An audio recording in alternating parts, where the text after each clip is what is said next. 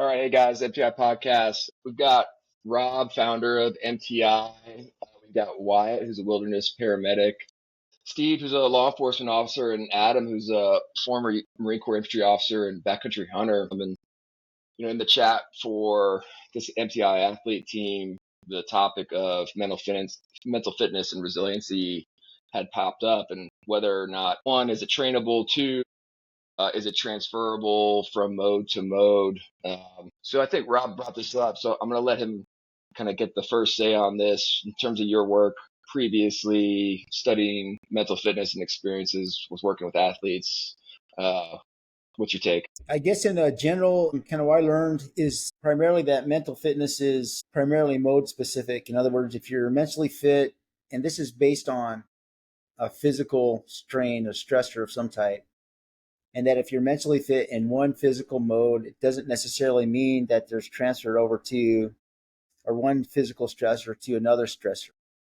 And the classic example that I saw was I would have like world-class alpinists, and Wyatt can speak better to the suffering that alpinists endure when they're up there climbing. It's not only physical, but climbing in extreme cold and shivering and all that other stuff.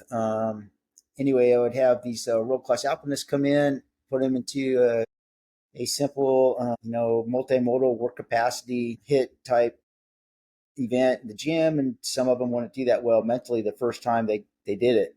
And I knew after a few years that it wasn't because they weren't mentally fit for physical exertion, because obviously to be at their level of alpinists, they knew what mental fitness was. It was just a different mode. And then sure enough, the next time they came in and I put them through a similar event, whatever it was, they performed much better. And I realized that they just weren't used to that mode. Once they got a little bit of experience with it, then, mentally, their mental fitness kind of keyed in there. And so I was always curious about that idea of mental fitness. And I think I guess two things: the idea of mental fitness for physical stressors, between different types of physical stressors, and then mental fitness that's judged on a physical stressor that translates into other types of mental resilience, which isn't physical.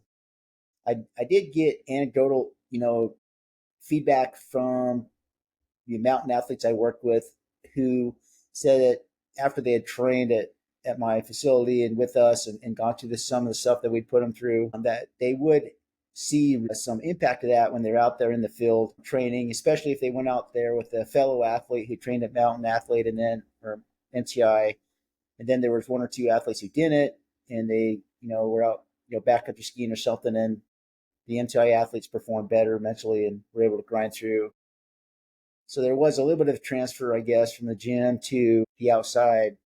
However, what I'm not convinced of is that somehow mental fitness or resilience that's physical stressor based. In other words, just because you can run an ultra or attend and complete a military selection or are a badass alpinist, it doesn't mean that if you were faced with another type of stressor that takes mental fitness, like starting a business or going through a divorce with kids or standing up in front of a public meeting and saying something unpopular and sticking with it over time, that transferred over.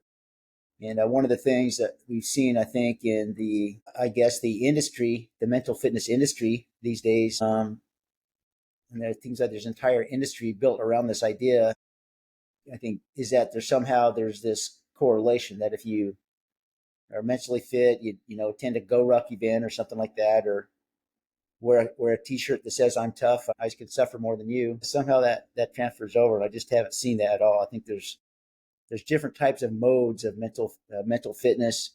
I think within each mode they can be trained, but just because you're a badass in one mode doesn't mean it transfers over to another. That's my anecdotal observation.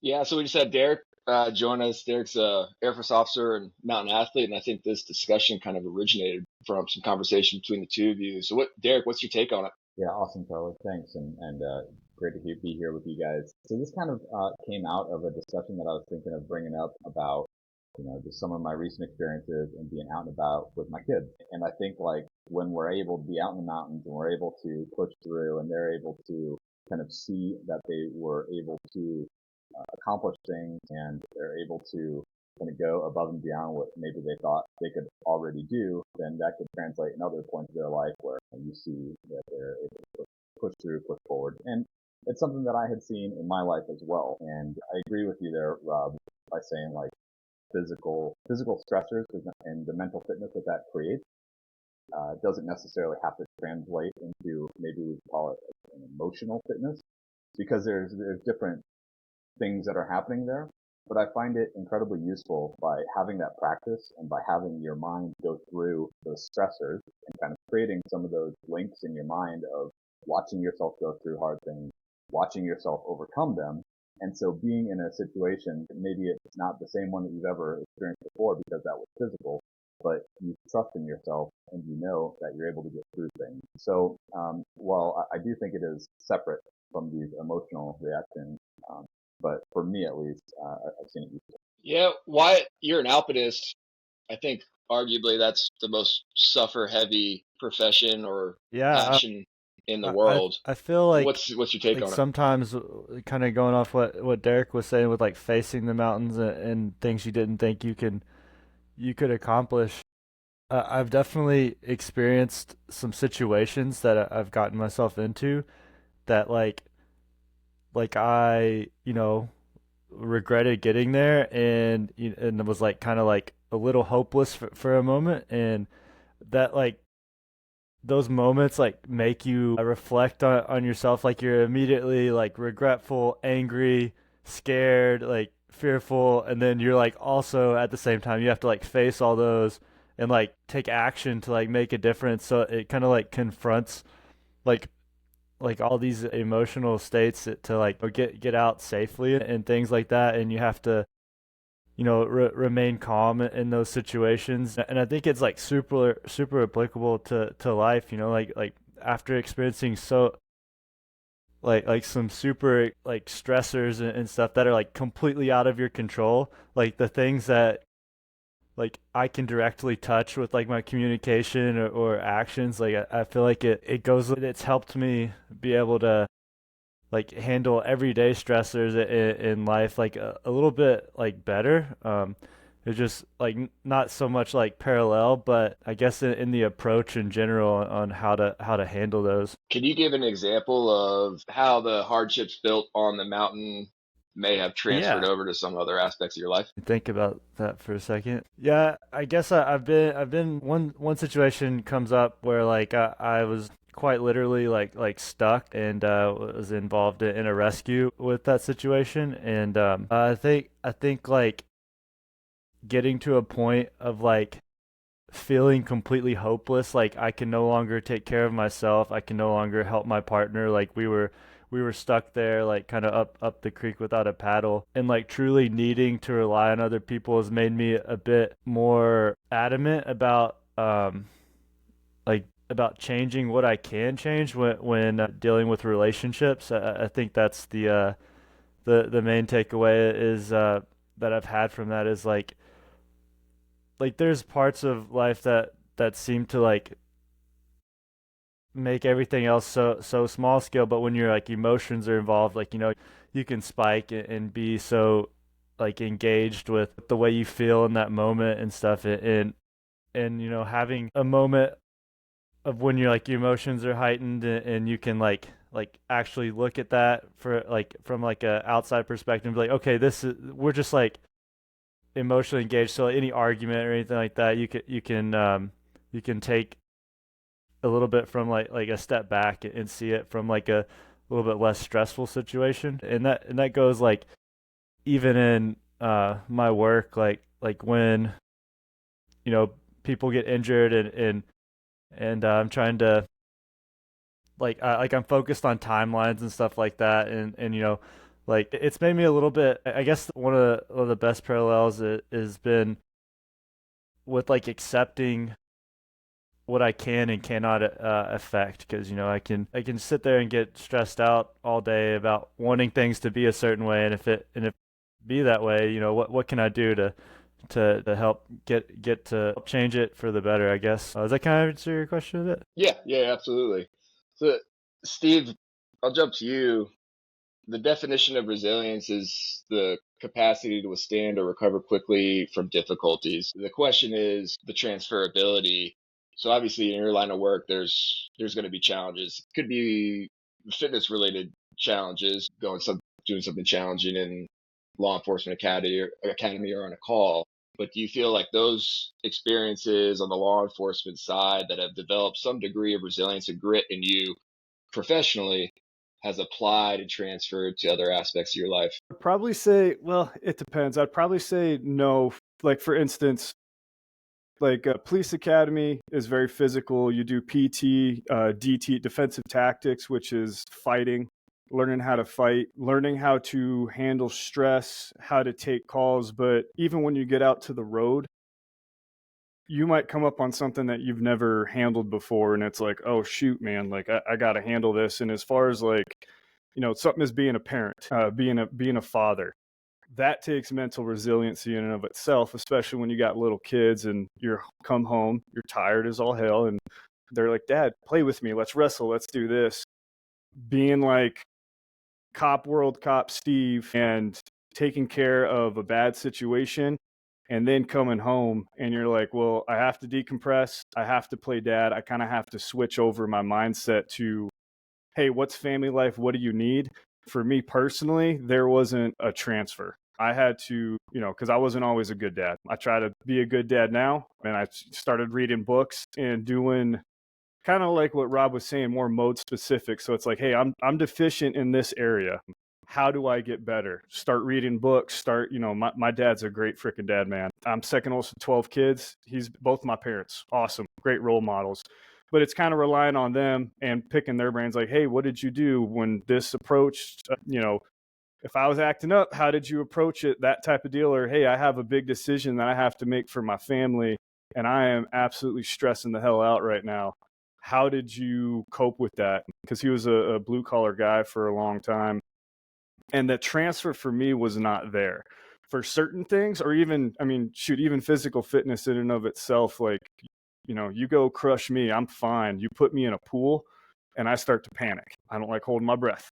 So I do that and I start to panic. And so other aspects of my life, it's almost like if I had a bowl, like all the suffering that I did and from physical fitness, I was able to kind of maybe take from it, but it wasn't like, oh yeah, no, I got this. I'm a great dad. Don't worry about it. I'm awesome. It wasn't transferable for me for like other regular day life stuff.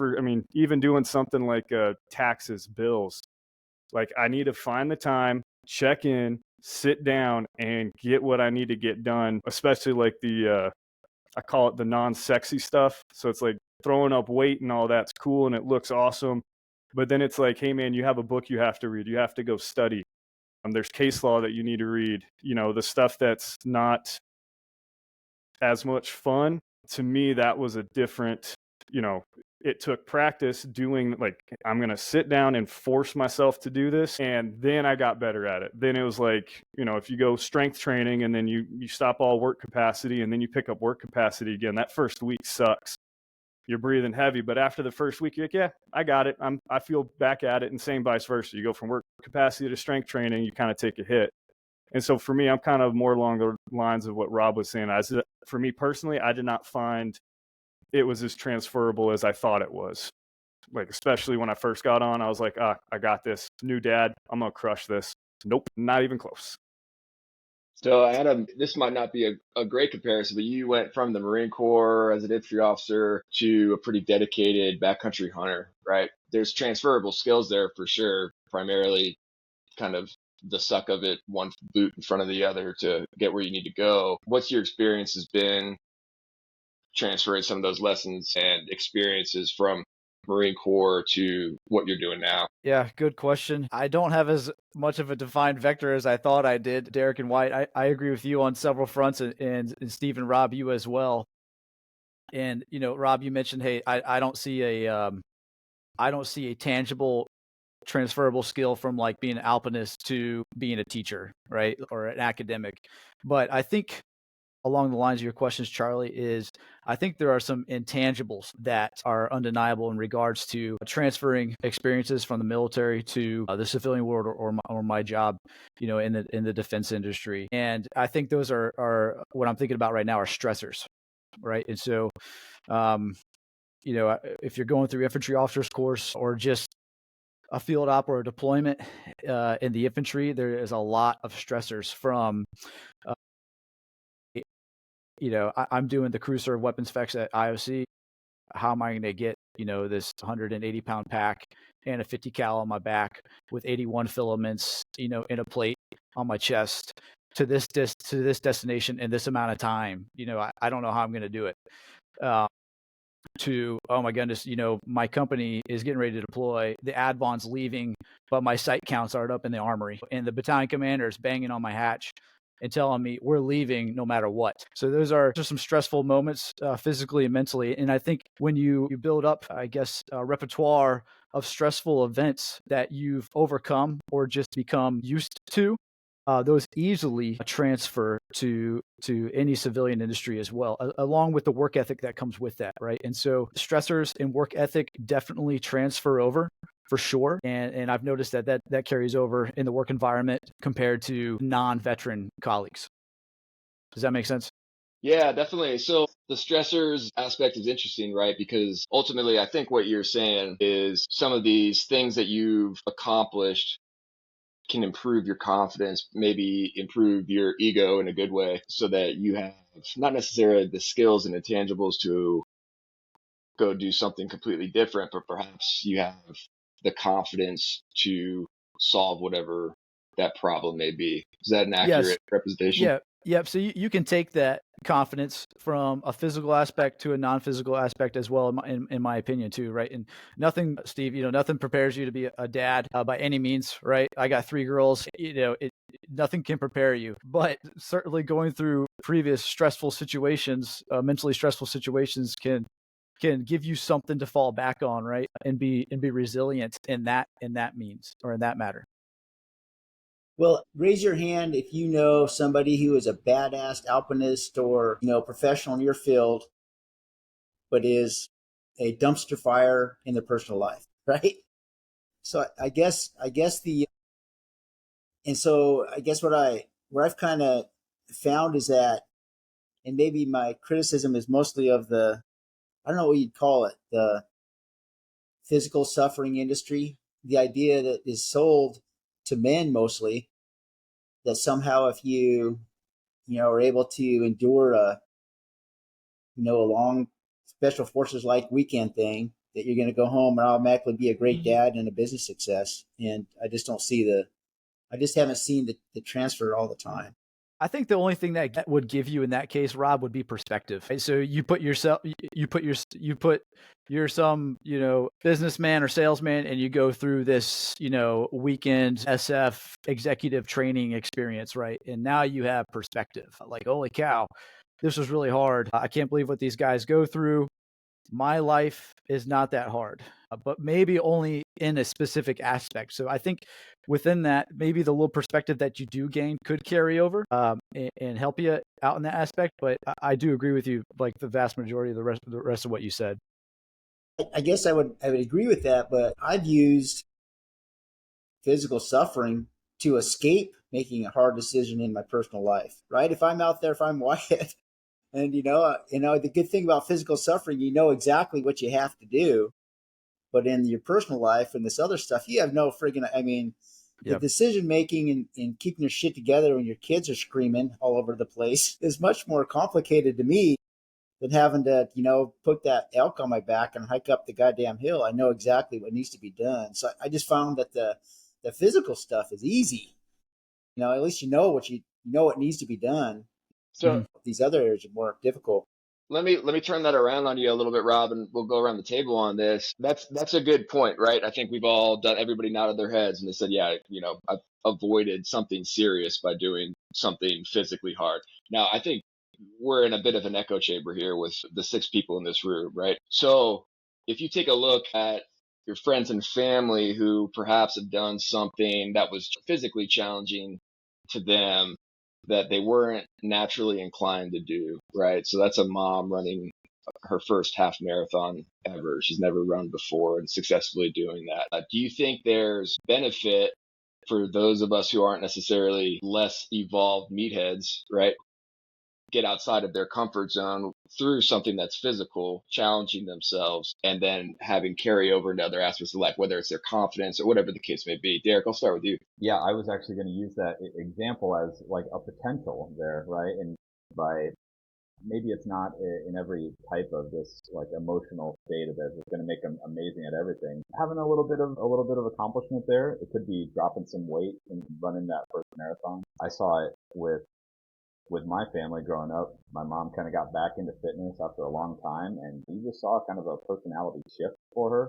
I don't know if it's because of purely the mental fitness aspect being gained through accomplishing that, but I think I've seen some instances where that paid off in their life in a certain way. What? Yeah, I mean, and I guess I think you're stuck on mute, Wyatt. We'll come back to you. Steve, you want to take this one? Yeah, I gotcha. For me, I think it's a few things. One, we live in it is what it is. We live in a very soft society. We have a lot of comfort, a lot of cushion. And so I think that, like, I get recruits and they haven't done anything. They're overweight, extremely overweight. And I think physical fitness can be a good tool to use for people because, suffering, our bodies are meant to move. That's that's how they're designed, is they're literally meant to move. And I think that you can have some change essentially into changing your mindset, or maybe giving, some perseverance through getting through like a hard workout. But I think a lot of it stems from, kind of like I said, is like if you have a bowl and every time you do something hard, not just physical fitness, whether it's a hard school project, a book that you're trying to read, and it's just dragging and you're persevering and getting through that, I think it adds to that bowl. And so then when you do something that's harder, challenging, you can go through and kind of, at some point, once you do that specific hard thing enough times, you're like, oh, wait a minute, I can actually go back to my bowl and pick out what I need for that aspect. Like my wife, when we first met, she didn't work out at all. And now she works out like crazy, even with 3 kids and homeschooling them and a 10-month-old. Like, she gets after it. Badass. But for her, it was kind of one of those things that she's had ebb and flows of, like, you have a kid, and maybe even after a year, she was feeling lazy and was like, yeah, I don't really want to do anything. I have all this going on. It's all new. And trying to get a workout in, or just doing a workout, was a struggle for her until she kind of kicked herself in the butt after doing, like, hey, I'm going to stay with it for a week. I'm just going to do a week and I'll take the next week off. And then the snowball effect kind of rolls around. So she had that base of mental toughness, mental fitness, perseverance. But if you don't do the specific thing, then it kind of starts diminishing. Like, it's a skill. If you have the skill and you don't practice at it, shooting your bow, shooting a gun, trying to get back going again is always that much harder. So I think you kind of have like a little base, and it's formed from when you were a kid, and you can still develop it afterwards, but you kind of need to, if you don't do it, you lose it, type of deal. Does that make sense? Yeah, it does. What I was saying Wyatt, you want to earlier, sorry about the mic, I'm starting to really relate to like both ends of the spectrum that's came up here. I've definitely been very similar to what Rob was saying about how you just don't want to deal with a hard decision, just go do something strenuous in the mountains and forget about the life things that come up, and I'm very guilty of that. I also can see how like doing some sort of physical fitness has helped me, and mental toughness has helped me in those decisions. And I think it could be extremes. Like, on one end, you could completely ignore the hard decisions you need to make.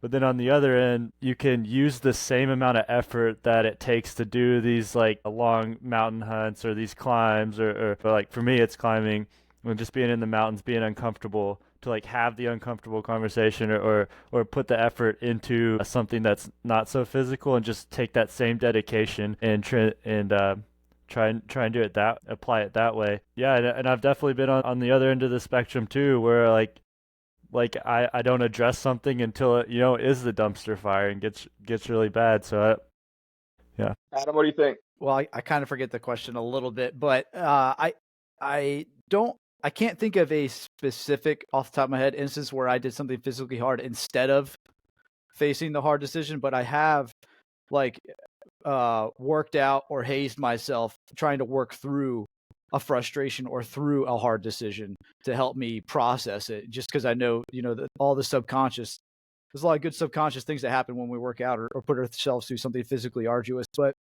I think in regards for the transferability, I'm going to brag about my wife for a little bit, but she's not a runner. And for the past 6 to 9 months, she was like, I'm going to work up to a 5K. Right. And so, the other day, she ran 15 minutes straight for the first time in her life, and she's been doing this all on her own. And I think, or what I've observed is the increased feeling of empowerment through her own hard work, right? And I think that transfers, and I've seen that transfer to her being a mom, and her dealing, just going about her daily life with her own friend network or social network, or dealing with school frustrations and things like that. So I've noticed a sense of increase in her, a sense of empowerment as a result of her, pushing herself physically to try and do a 5K. So, Rob, what do you think? Because this is kind of interesting, right? Because I think your perspective is based on your own experiences and the experiences working with the athletes in the gym who are already usually at a pretty high level, right? So it's almost like there's, like we mentioned earlier, there's this natural inclination to do hard physical things. But if you're looking at somebody who isn't necessarily naturally inclined to do that, do you think there's benefit that carries over into other aspects of life, from doing something physical to something that's not emotional, relationships, whatever? Yeah, I've trained, plenty of soccer moms who just turn into friggin' beasts. So, and I think the effect and all the examples here were all about women, and that's been my experience too. So I've had very successful women in other areas of their life come in and start training, and I would pride myself. I would come in. Did you cry when you went home? For some reason, it was much more emotional for women. I want to make you cry today, I tell them. But I have seen just incredible examples of women get out of a bad marriage, start a business, change a career, do all types of things. And they'll tell me it was directly related to the training they did in the gym. It's nothing to do with me. They just went in there. I think it was a different mode for them, right? And they got some confidence that, just like Adam was saying, transferred over to other areas of their life. I have not seen that in men. In other words, a guy who comes in, he's, unfit or whatever, he gets trained up. He doesn't end up changing the rest of his life. I have seen that in women. And I'm not too sure why that is. It could be like I've trained lots of young girls and stuff, and I used to yell at the girls and say, "You're not a girl in here, you're an athlete." And I call them people in the gym, I call them athletes. It doesn't matter what they are. And I think just the way I would treat them, equally, or I'm not too sure what it was. You'd have to talk to them. But I haven't seen that in men for some reason. So I guess that would be one example where perhaps learning to endure physical, I don't know if I'd call it suffering, but stress, for at least many women, transferred over to increased confidence that allowed them to face or do things in other areas of their life that had nothing to do with physicality. But for some reason, like I said, I've never seen that happen in men. So I do think the idea of mode familiarity is important. Like Steve was saying, I mentioned my essay too, but where we'd go from a work capacity focused cycle to a strength cycle. And then the first few sessions, we were just total wussies, or backwards. What I have found that I think there is some relationships in fitness, right? If I haven't done, a big, for entry, I haven't done a big mountain trip for a while, but I just found this all the time. When I go back in the spring and start doing my hunting, scouting trips, the first time in the mountains, I'd be a wussy. I would just be, aching and sore. I didn't like sleeping on the ground. I want to sleep well. But then after, a few times of that, I would get back to it. And it would always take me less time to get more mentally fit when I came back to it, because I was familiar with the mode. And in other words, it wasn't completely new to me.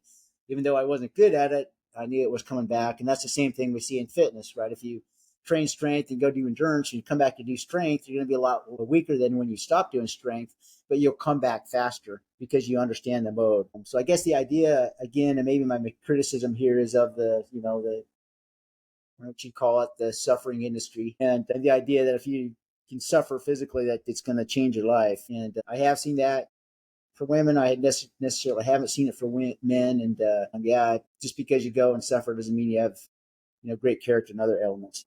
So let me pull the string on that a little bit, Rob. So you gave the example of your first scouting trip, which sucks, right? Would it have sucked worse had you not been consistently training, doing challenging gym-based things, whatever else you're doing, compared to if you had gone in completely fresh, right? There's a fitness component to that, obviously, but focusing on the mental side of it. I don't know if you can untwine those two. Yeah, I mean, I would, I've always, once the spring come around, I'd be hiking hills or something, just to get outside, train outside and work on vertical. And I like doing that anyway. So physically I would be, fine going up, but there's other elements of, a mountain trip, where they're stealing just with the shivering or, sleeping on the ground. There would just be other elements that really didn't have anything to do with the physicality of it, but are still kind of little annoyances that you got to get, mentally resilient to. And I would find that, my first trip or two, I would just not be, where I was, but at the end of the scouting season, I was, I got to almost sleep outside and, just take a water bottle. I'd be fine. I was so tough. I call it mountain toughness. But yeah, I definitely was a mountain wussy when I started every spring. Even though I had done that, at the end of the season, I was at the end of hunting season, I'd be all really super mountain tough. The winter, it all eroded away and I had to start again. That's why I call it, mental fitness instead of toughness. You have to train it to have it come back, and it will erode. Sounds like everybody's kind of painting a similar picture.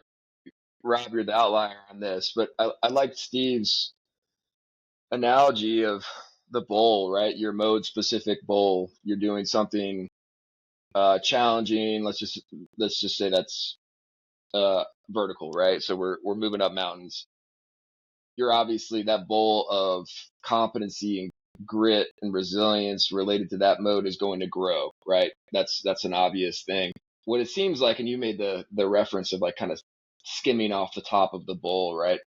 Like you skim, there's a little layer that goes into the bowl next to it. That's kind of like your general grit and resilience bowl, right?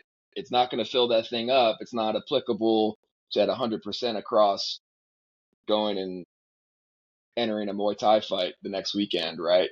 But there is maybe just that bottom 5% of the bowl is filled. Kind of going back to, I think, what was the overall discussion point on some of the industry aspects of mental toughness, right? So we'll go around the room on this one. Derek, I'll start with you. Do you think there's benefit to spending your hard-earned dollars to go get beat up for a weekend? Will it improve other aspects of your life? And also, if you could make a comparison to perhaps somebody who hasn't been in your shoes and done the things you've done, somebody who's perhaps, they went to school and they got a standard white collar job and they haven't necessarily pushed themselves physically. Yeah, no, I think that's a great point, and it kind of is going to allow some discussion on a few of the points I wanted to make as we've been all going around. And I think one of the principal ones is I think mindset is everything. And so if we're able to kind of keep taking on challenges and practice taking on challenges and in turn be able to build our mindset and that builds our own self-belief and our own confidence, then I think that can transfer to other areas.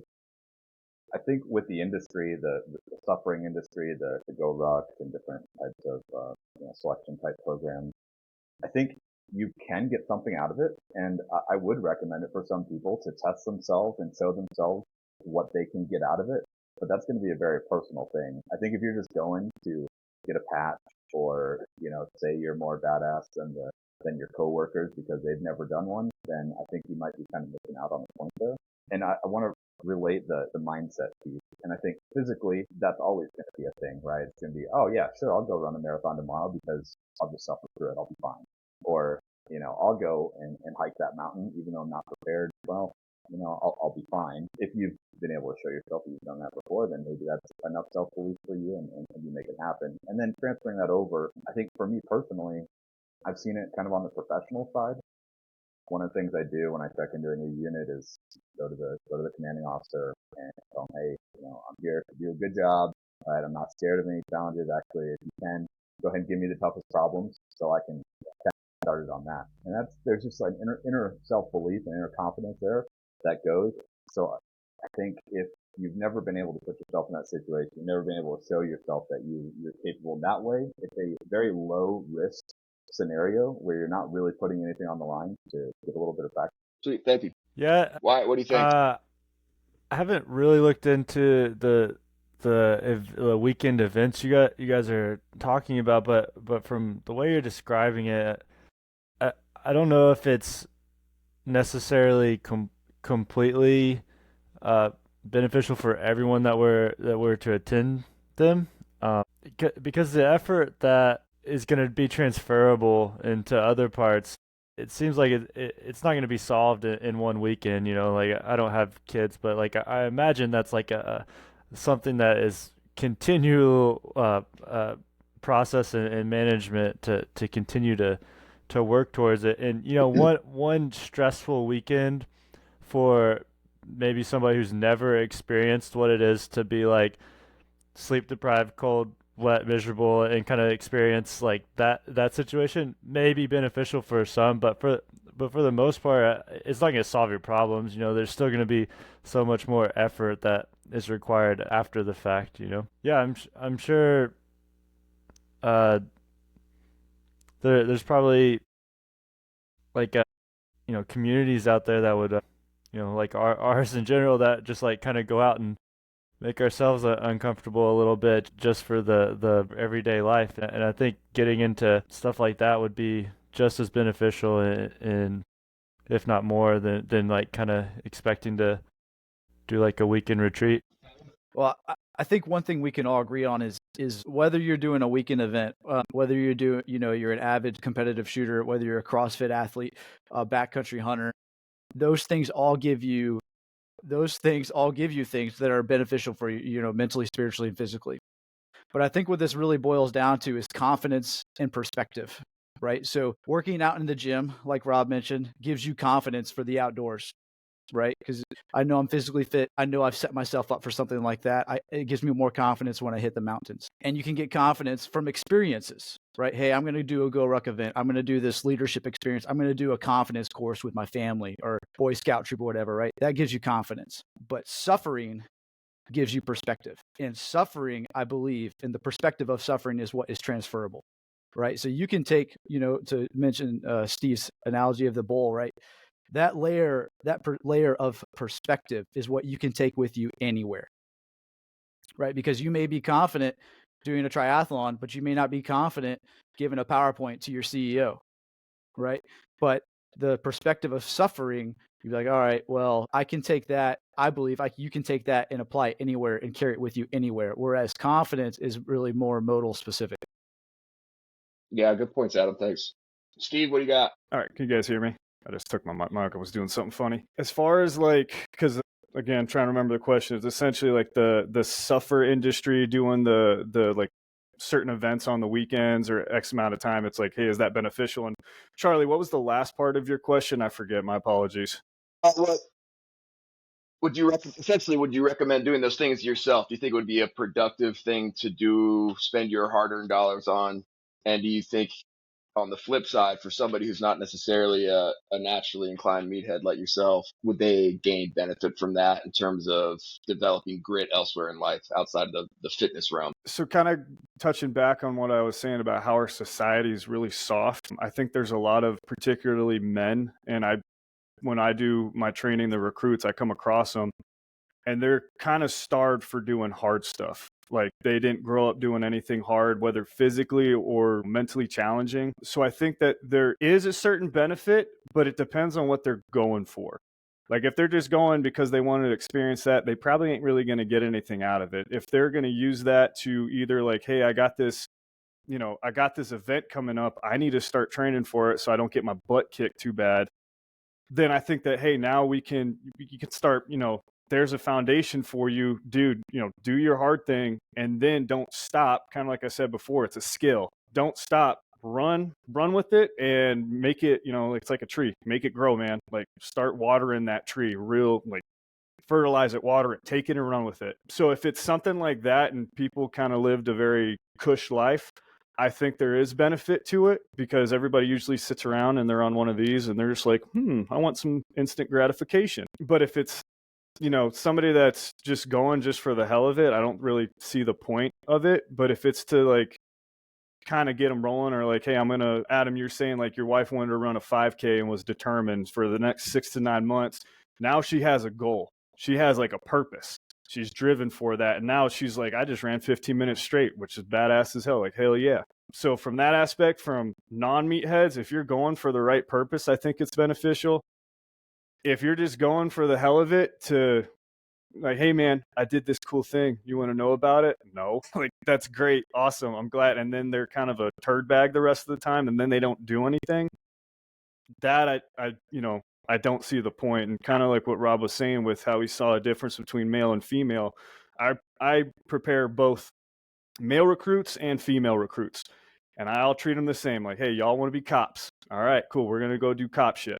Like, this is what we do. And I've seen dudes that I've kicked the crap out of physically, and then they get into academy and they're like, they start getting screamed at and yelled at and calling names and getting cussed out, and they're trying to, the cadre there is trying to make them quit, and they're like, dude, I don't want to do this, I don't want to be here. Where the females go in and they're like, all right, yeah, I remember what you taught me, and the simple tricks that you've given me with mindset, and I'm ready to rock and roll. I'm hurting, I don't like it, but I'm ready to rock and roll. Whereas the dudes are like, oh no, I don't like this. It's like, bro, hey, we did this run and this sandbag workout and this many thousands of burpees, you're good. And he's like, no, I don't like being yelled at or this. And so I said, I think for the people that are going for it for the right purpose, I think it's beneficial because of our society the way it is. But if they're just going they're doing it for the t-shirt, then it's like, dude, you're wasting your time, man. Like, you're going to go do it, and then you're going to go back to your job of your life, and nothing's going to come of it. Rob? Yeah, I get emails lots of times from men, and they're like, I need something to train up. I want to do this Go Ruck event here, and then I want to do the next level Go Ruck event, a few months later, the next one. And I'm like, dude, man, why don't you, or they want to do some big, I call them the manufactured events. I think that for someone who doesn't have any idea what that stuff is, maybe preparing for one and doing one is enough. And then I always encourage them to, if you really want to do something good, or fun, go do the Grand Canyon rim to rim, or go backpack, the high route in the Wind River Range for a week, and where you have to not only get a physical challenge, but there's some skill-based stuff you have to learn. That's the one thing about those events. There's really no skills you have to learn, right? It's just physical stuff. So I think the idea, like I agree with Steve, and if you go in there and you use it to prepare for it, and then you go and you do it, that helps build skills that you can apply across several different modes. But I generally encourage people after they've done one or two manufactured events to move along to do others. To do others events that aren't necessarily so manufactured, and because they're not manufactured, you don't have you don't have the fallback, right? If you run a bunch of ultras or whatever, there's always an aid station and rescues right there. But if you go out and you do some long trips of your own, that they're not there. It's just a different level of skill, and it's a higher level of preparation, and it's not all physical. And I think the mental preparation stuff that you need, skill-based stuff that you bring is almost as valuable as the physical, if not more sometimes. So if we're following the dollars, we've seen an obvious explosive growth in what probably started from a fitness perspective, started with CrossFit, and then obstacle course races, and then go rough type events, and then kind of the smattering of go to SEAL training for a weekend. So those have grown exponentially without question. So I'm almost inclined to say overall in this argument that there must be something to it, right? People don't just give up their dollars for no good reason, and they certainly don't come back. And just as you we're making that point, people go back over and over again to these Go Ruck events or to a Spartan race or whatever the case may be. So I wonder if that doesn't just kill this debate, right?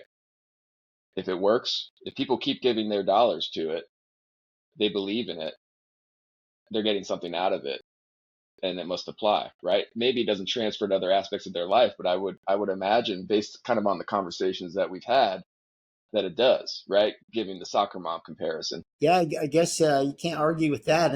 And I don't know what those events are like specifically, but certainly the smart event organizers do have the community type club stuff where you do get your, you get your Go Ruck pack and you get your Go Ruck patch, and then you wear your Go Ruck, pack around and see other guys wearing Go Ruck packs.